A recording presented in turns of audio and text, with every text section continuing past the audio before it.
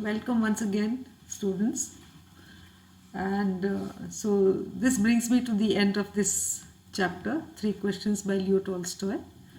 And now we come to the last part of it. And the fifth question: how did the hermit answer the king's questions through the incidents of the previous day?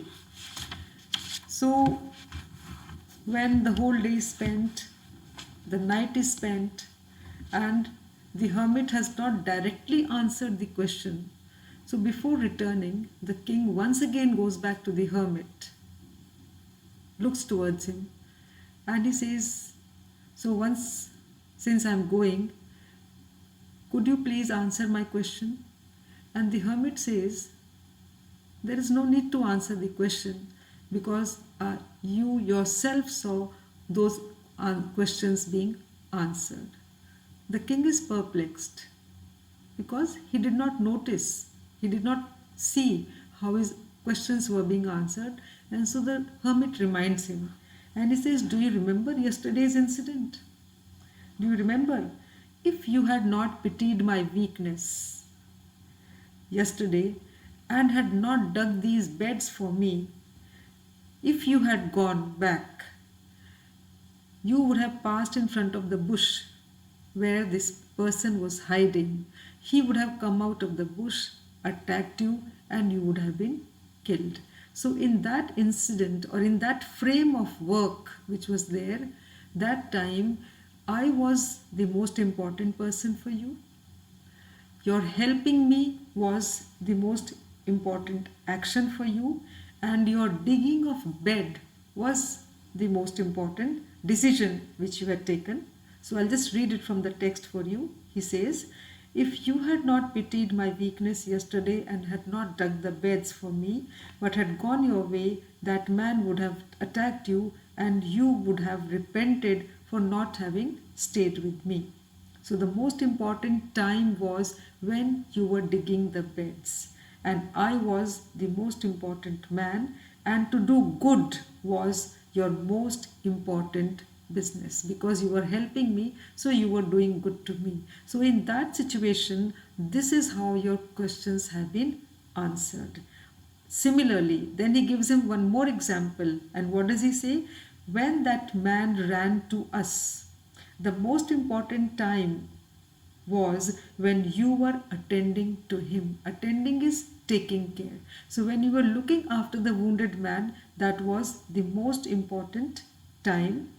If you had not bound up in his wounds, he would have died without having made peace with you. So you would have never known that he was your enemy and how both of you became friends.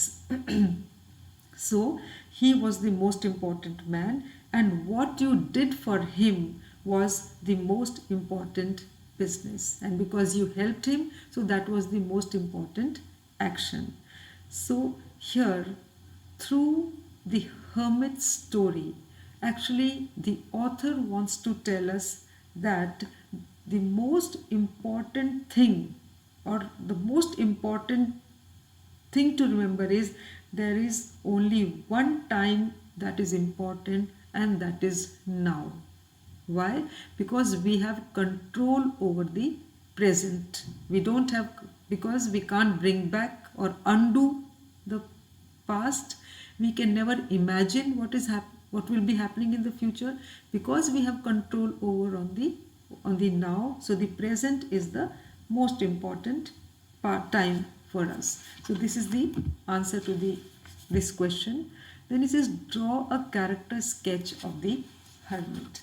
Now the king knew that hermit is a wise man. That is why he goes to the hermit to seek his questions. Now hermit meets only ordinary people. So that shows that hermit has his own set of principles, he has his own values.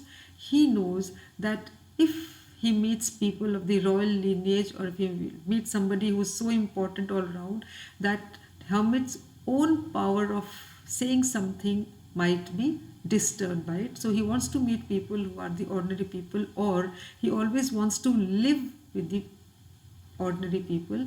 Secondly, he lives in the forest. That means he is not a materialistic person, he is a down to earth person, he is a simple person who lives in nature. Then, third, he does not preach. He is not a preacher because king went with very important questions to him. Had he could have easily given him long lectures on what to do and what not to do, but he made sure that the king observes the action around him and certain incidents take place, and then so convincing he convinces the king so well that the king realizes, and to his satisfaction he finds that all his questions have been answered. So hermit is not a preacher, but he practices what he preaches. Then we also come to know about his physical being, that though he is weak, but he works hard. He sets examples before people by his own actions. He does not believe in words, but he believes in work. So these are the points, and you can elaborate by giving more examples from your text. Then he says, why is the present the most important time in life? Elaborate. Once again, we see that Leo Tolstoy has told a very simple story. He has used very simple words, a simple story through simple words, but it carries so much of significance. And what does it lay emphasis? It lays emphasis on action, that we should never cry over our past, never think of what happened in the past. We should never keep dreaming of what is going to happen in the future. But he says your future will be decided only when you have control over your present. So he just wants to tell us how powerful the present is. Because whatever we do in present is going to have its repercussions in future. So future is going to be decided by our present. So that is why present is the most important time. And then the last question is, write a brief note on the moral of the story. And so this takes me to the conclusion of this story. And I just want to read from your textbook itself what it says about, and the moral will also be conveyed in the process through a crisp narrative. Crisp is a very brief, without using too much of that embellished language. So through a crisp narrative, the story reveals the importance of the present in life. It is now that matters in our dealings, for the past is irretrievably gone and future is still hidden. The most important time is the present. The most important person is the one we are dealing with at that moment, and the most important thing to do is good to our fellow beings. This is very important. The king wanted to do good to his fellow beings. That is why he was always disturbed and he always wanted answer to those questions. And this moral is conveyed through the story of a king who wants a kind of a formula for success in life. The most appropriate time to do a thing, the right person to deal with, and the most important action. Various answers come to his way, but he is not satisfied. He goes to a hermit as a seeker to learn the answers. The hermit does not say anything directly, but elaborates on the incidents of the day to provide convincing answers to the questions. So the moral of the story, if we say, because that is what this question is asking, it says, write a brief note on the moral of the story, and we can say it says that the human beings need to have human values in them. They should be able to respect their fellow people, their fellow human beings. They should respect time. Their action should be guided by good ideas, by good intentions. We should never have any ill intention. We should never be violent. We should never talk evil of others. We should never think bad about others.